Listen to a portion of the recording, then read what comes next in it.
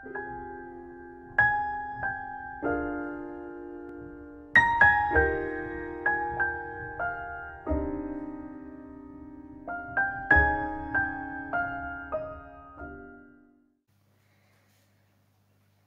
fait, j'ai intitulé ce message ce matin « Plainte ou espoir ».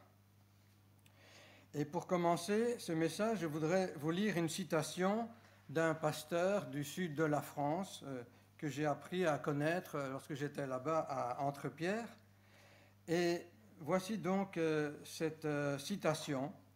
Il dit « Il suffit d'un seul regard objectif sur le monde pour être rempli de pensées sombres, et un seul regard plein de foi sur le Christ pour que l'espérance qui est en lui efface votre désespoir du monde. » Je relis. « Il suffit d'un seul regard objectif sur le monde pour être rempli de pensées sombres, et un seul regard plein de foi sur le Christ pour que l'espérance qui est en lui efface votre désespoir du monde. » Alors effectivement, voir le monde, ce qui s'y passe, catastrophes naturelles, mensonges, trahisons, guerres, terrorisme, effondrement de l'économie, crise en tout genre, oui, il y a de quoi assombrir nos pensées et nous décourager. Et c'est malheureusement le cas. Nous sommes entraînés dans cette spirale négative et nous pouvons même nous demander, mais que reste-t-il de notre foi, de notre espérance, de notre témoignage chrétien autour de nous? Autant au sein de nos familles où nous avons difficile à faire passer ce message qu'au sein de la société. Mais qu'est-ce que l'Église locale alors donne encore comme lumière dans son quartier? Et pourtant, un seul regard sur le Christ, un regard de foi, peut réellement tout changer. Alors l'espoir revient, car nous savons qui est vraiment le Christ, qui est notre Dieu. Un Dieu qui est puissant, un Dieu plein de sagesse, un Dieu qui sait ce qui se passe dans ce monde pour l'instant, un Dieu plein d'amour et un Dieu plein de grâce. Alors, reprenons courage pour redonner de l'espoir nous-mêmes autour de nous. Je vais maintenant lire avec vous un passage de l'Écriture qui m'a bouleversé il y a quelques semaines, et cela a été comme une gifle. Et vraiment, je me suis reconnu dans ce passage, et je voulais donc le partager avec vous. C'est dans Jérémie 23, les versets 33 à 40.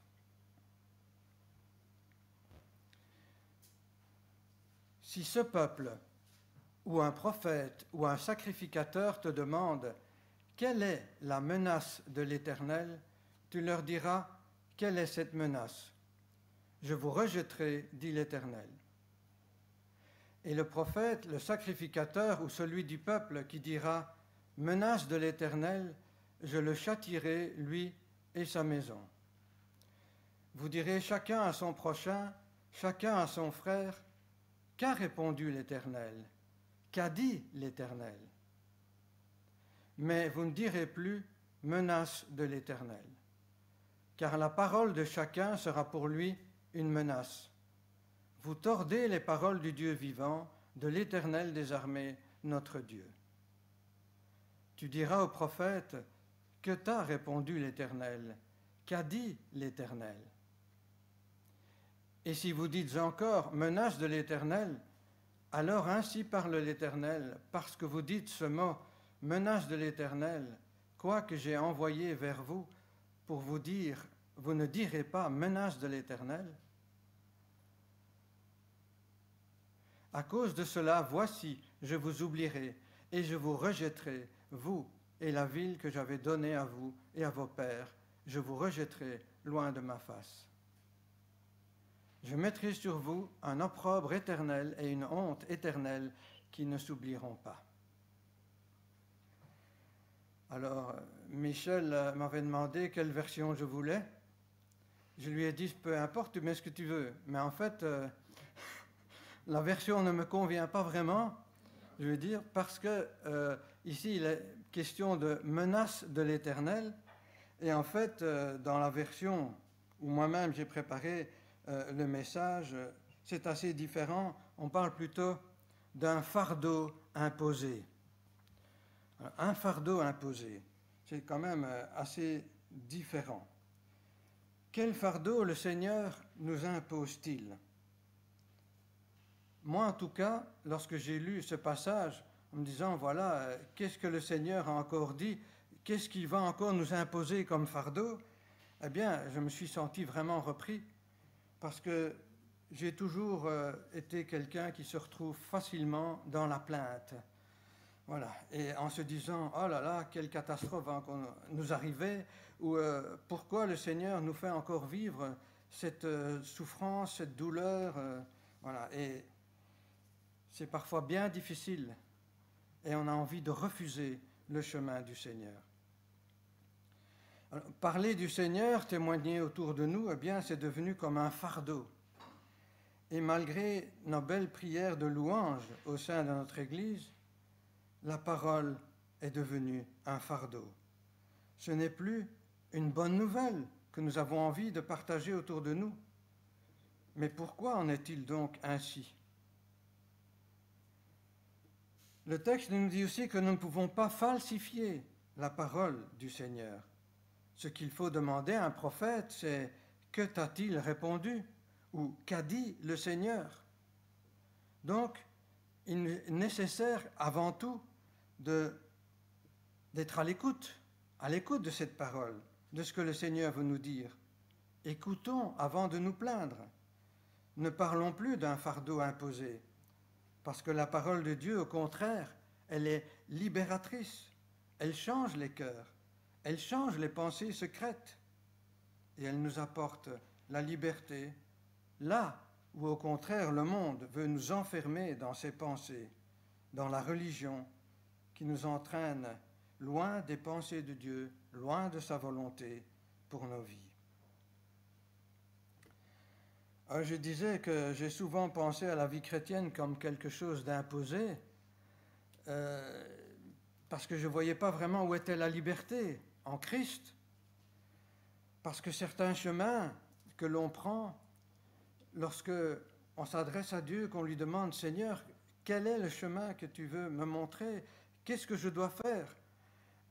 Et quand on est devant des choix comme ça, importants dans nos vies, eh bien,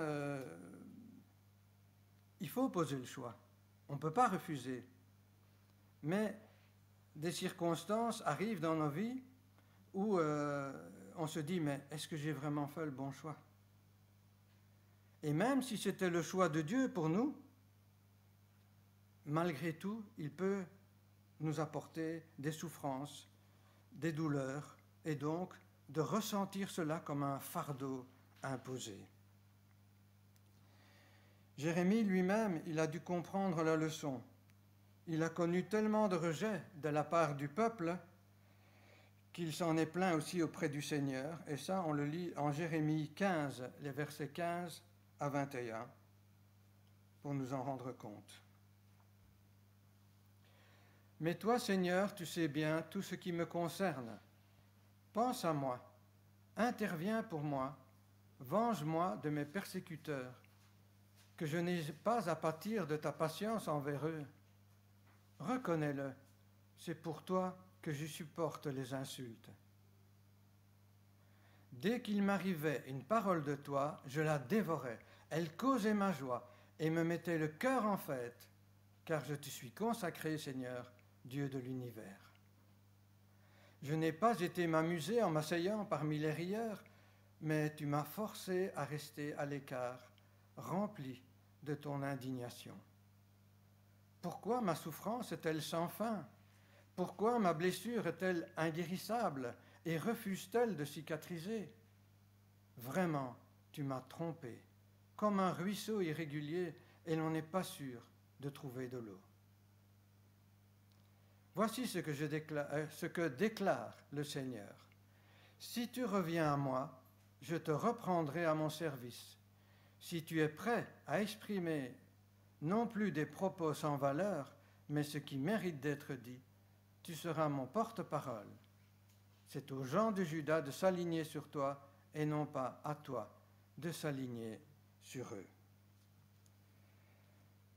Si tu reviens à moi, je te reprendrai à mon service. Jérémie s'est mis au service du Seigneur. Il a écouté sa parole, cela réjouissait vraiment son cœur, il dévorait cette parole, il en était tout heureux et il avait envie de la transmettre. Et pourtant, il en a subi les conséquences du rejet de cette parole par les autorités religieuses de l'époque. Ça a miné sa joie et augmenté sa souffrance, et il s'est senti même rejeté de Dieu lui-même, blessé, et il se sent inguérissable, il se sent même trompé par Dieu. Mais quelle est la réponse du Seigneur à son indignation? Si tu reviens à moi, je te reprendrai à mon service. Qu'est-ce que ça nous apprend? Qu'on doit se taire devant le Seigneur, que le Seigneur sait mieux que nous. Et nous avons besoin d'être repris, de revenir au Seigneur. Alors oui, il nous reprendra à son service. Voulons-nous nous mettre au service du Seigneur? Alors repentons-nous, mes frères, revenez à Dieu, et il vous fera à nouveau confiance pour être ses témoins. Et cela, il nous dit, si tu es prêt à ne plus exprimer des propos sans valeur, mais dire ce qui mérite d'être dit, et alors tu seras mon porte-parole. Vous rendez-vous compte de la position que Dieu veut nous donner, des porte-paroles? Dieu nous fait confiance, il nous aime et il veut nous faire participer à son plan d'amour, son plan de sauvetage de la planète. Et cela à une condition, si tu es prêt à te repentir. Si tu es prêt à revenir à moi, dit le Seigneur, alors oui, Dieu nous fait le privilège d'être son porte-parole. Ce n'est plus un fardeau imposé, c'est un privilège. Et si tu fais confiance à Dieu, il te bénira. Il fera de toi, comme pour Jérémie, un mur de bronze inébranlable face à tes adversaires. Oui, Jérémie, malgré son amour pour Dieu et sa parole, il a connu le découragement. Mais fortifié par le Seigneur, il a persévéré et il a apporté cette nouvelle exhortation à recevoir la parole de Dieu, non plus comme ce fardeau imposé, mais comme une bonne nouvelle qui est bien digne d'être transmise. Mais si malgré l'interdiction à parler d'un fardeau imposé, vous continuez, alors c'est vous qui deviendrez un fardeau pour le Seigneur. Il s'en chargera et il nous jettera bien loin de lui, nous livrera à la honte et au déshonneur, comme il le dit au verset 39. Alors, ne soyons pas nous-mêmes, ne devenons pas un fardeau pour le Seigneur.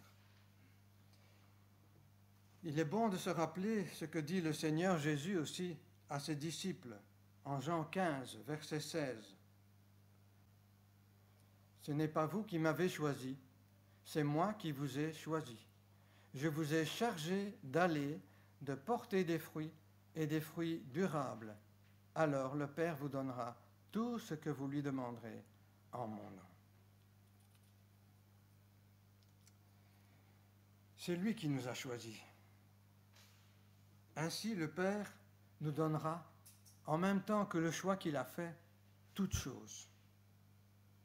Tout ce que vous lui demanderez en mon nom. Le choix de Dieu, il s'est porté sur nous, sur chacun d'entre nous. Le méritons-nous plus que d'autres? Certainement pas. Mais par son amour, il s'est révélé à nous.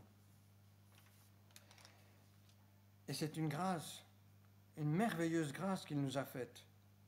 Il nous charge d'une mission, aller dans le monde, prêcher cette bonne nouvelle, porter du fruit, et que votre vie reflète son amour et la grâce qu'il veut partager à tous. Sommes-nous dignes de sa confiance, de la grâce qu'il nous fait et de la mission qu'il nous donne? En Lamentation de Jérémie, chapitre 3, versets 37-42, nous lisons encore « De quoi l'homme peut-il encore se plaindre? Qui peut d'un seul mot provoquer l'événement? N'est-ce pas le Seigneur qui décide ?» C'est 38, ça? Ah non, c'est de... Ouais, ah oui, pardon. N'est-ce pas la parole du Dieu très haut qui suscite tout, malheur ou bonheur? Alors de quoi l'homme peut-il se plaindre s'il est encore en vie malgré ses fautes? Examinons de près notre conduite et revenons au Seigneur. Prions de tout notre cœur en levant les mains vers Dieu qui est dans les cieux. Nous avons été des rebelles endurcis, et toi, Seigneur, tu ne nous l'as pas pardonné.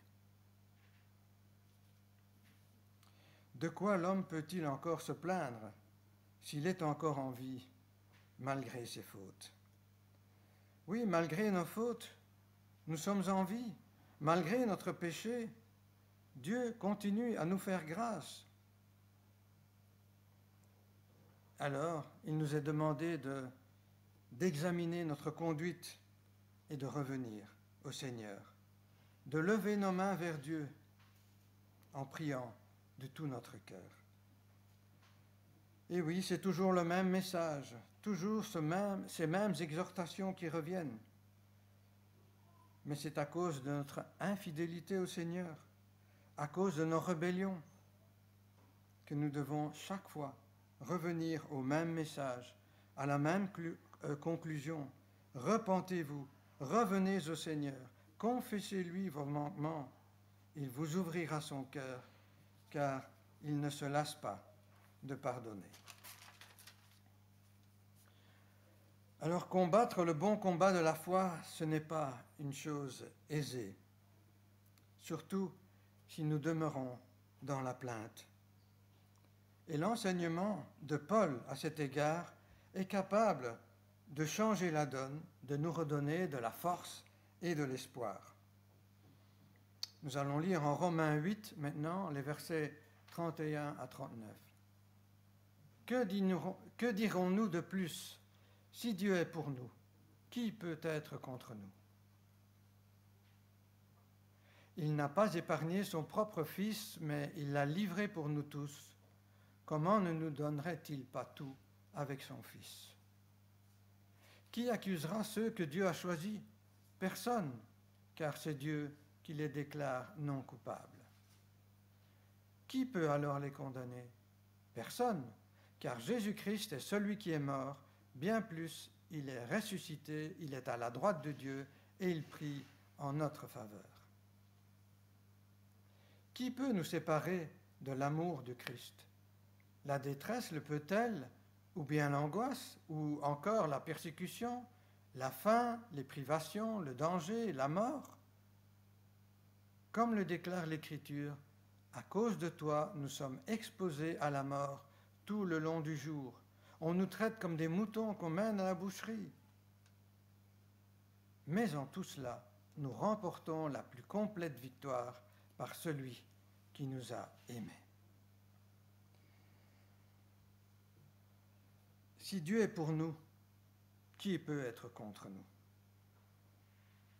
Dieu a livré son propre Fils pour nous. Il a donné sa vie pour nous.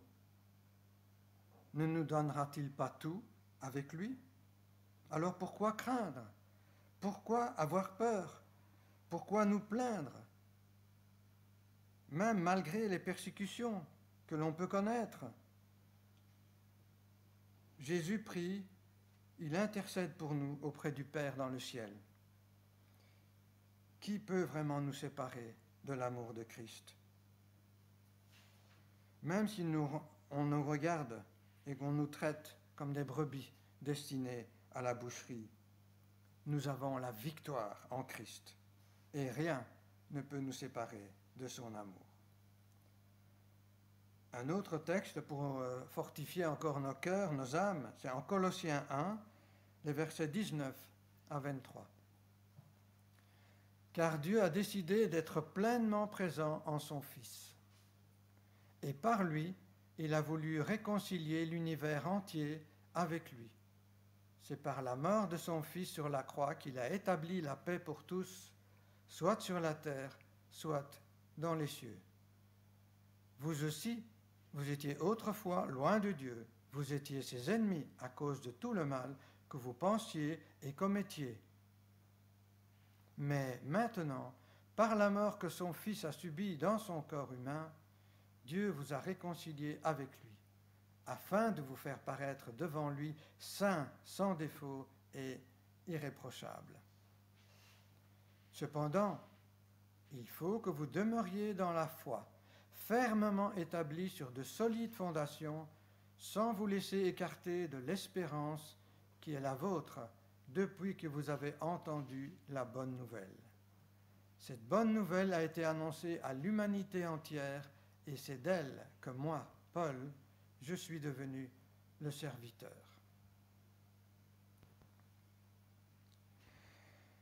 Cette œuvre nous permet d'entrer dans la présence de Dieu, de nous réconcilier avec lui, de nous faire paraître devant lui saints, purs, sans faute.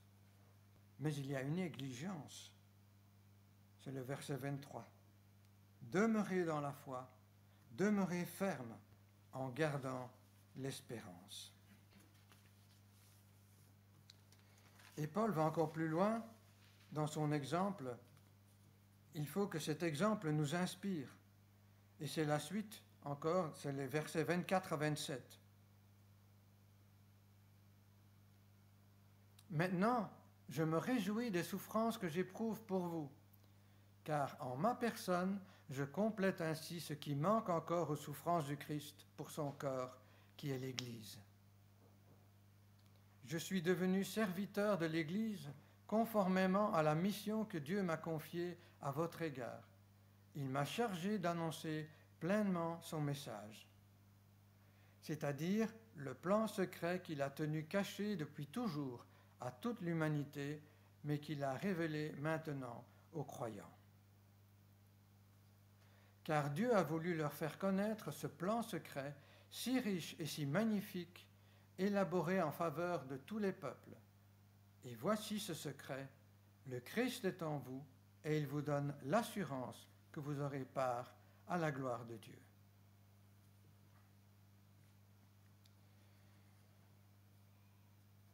Paul se réjouit de ses souffrances pour l'Église. Il n'est pas dans la plainte, il se réjouit pour les Colossiens. Il se réjouit d'être le témoin de Christ, de porter son opprobre, car il sait quelles promesses sont attachées à la prédication de la bonne nouvelle. La libération par la croix du Christ. Et sa mission est donc de révéler ce plan secret de Dieu, ce secret, Christ en vous, l'espérance de la gloire de Dieu. Christ en vous, il vous donne l'assurance que vous avez part à la gloire de Dieu. C'est merveilleux, n'est-ce pas? C'est un beau message que l'on peut faire passer. Pouvons-nous, à notre tour, le partager à ceux qui sont autour de nous, même en acceptant les moqueries, les rejets, l'opposition, la prison, pourquoi pas? Alors, en conclusion, la parole du Seigneur est-elle un fardeau? Pouvons-nous la considérer ainsi alors qu'elle est source de salut pour ceux qui l'entendent? Disons ce que le Seigneur nous demande de dire. Proclamons sa parole. Portons du fruit, et du fruit qui soit durable. Je vous laisse à votre réflexion, que sa parole agisse en vous, pour vous repentir s'il y a lieu, pour vous fortifier, pour revenir au Seigneur, à son service, comme le Seigneur l'a demandé à Jérémie alors qu'il se plaignait de sa situation à cause de la parole du Seigneur. Et je vous laisse avec une autre citation du même pasteur, Xavier Lavie. Pour les chrétiens, réfléchir devrait consister à renvoyer la lumière divine. Pour les chrétiens, réfléchir devrait consister à renvoyer la lumière divine. Le verbe réfléchir, je ne veux pas vous faire un affront, vous savez tous ce que c'est que de réfléchir, même si souvent, quand on nous demande de réfléchir, on dit « c'est tout réfléchi », pour ne pas justement réfléchir. Mais là, c'est un acte facile que le Seigneur demande de faire. C'est simplement d'être comme un miroir, de réfléchir la lumière que le Seigneur nous a donnée, de la réfléchir vers les autres, vers le monde. Soyons simplement ces miroirs qui réfléchissons la lumière divine. Bon dimanche à tous et soyez tous bénis et fortifiés par le Seigneur. Amen.